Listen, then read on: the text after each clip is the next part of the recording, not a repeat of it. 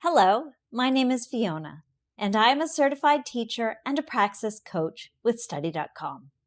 Are you planning to take the Special Education Core Knowledge and Mild to Moderate Applications exam? This is Praxis Test Code 5543.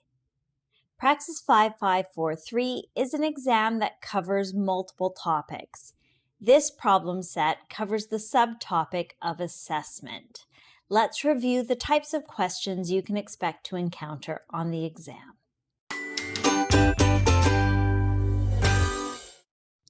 Question number 1. Which of the following shows a test that has high content validity?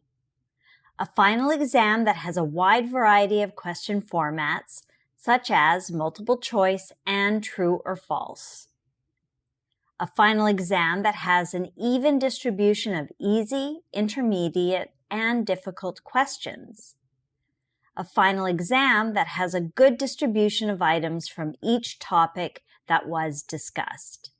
Or a final exam that contains topics that were not discussed during the term. So right away, we can eliminate D. If it has nothing that was discussed during the term, then it will not be high validity. All right. Having various question formats, such as multiple choice and true or false, addresses different assessment styles, but does not ensure that all course content is covered.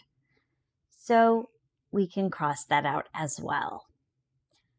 An even distribution of easy, intermediate, and difficult questions addresses the range of question difficulty, but not the breadth of content.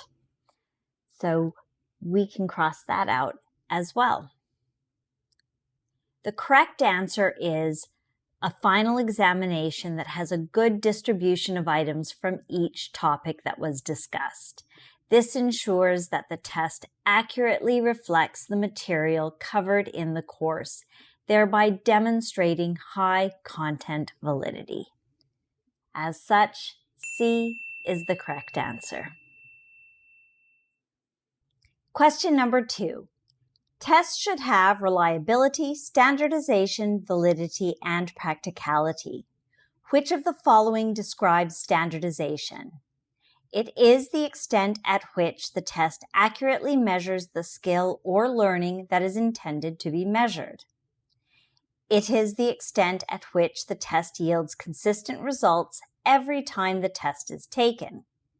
It describes the cost and the length of time to take the test, or the same test is taken by a large population and everyone will be graded in the same manner. Option A describes validity, which is the extent to which a test accurately measures the skill or knowledge it intends to assess. So we can cross that out. Option B describes reliability, which is the extent to which a test yields consistent results every time it is taken. So that is not the correct answer. Option C describes practicality, which concerns the cost and the length of time required to administer the test. So let's eliminate that as well. The correct answer is D. Standardization means the same test is taken by a large population and everyone is graded in the same manner. This ensures uniformity in administration and scoring, allowing for comparisons across different test takers. So the correct answer is D. Question number 3. Which of the following actions will most likely help teachers predict students' future performance within the classroom and determine if such predictions were accurate?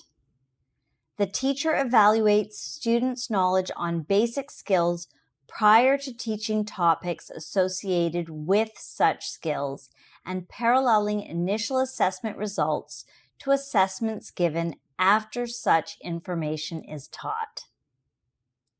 The teacher screens students' readiness and then provides various informal assessments to gauge students' understanding and interest in various topics prior to them being taught.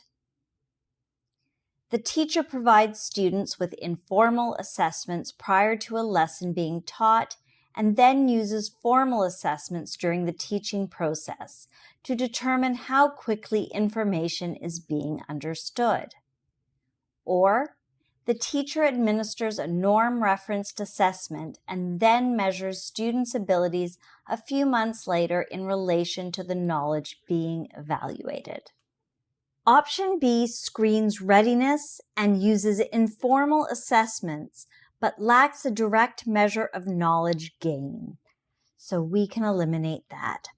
Option C uses informal and formal assessments to monitor ongoing understanding without a clear baseline. So that is incorrect as well. Option D uses norm-referenced assessments, comparing students to a norm group rather than measuring individual growth.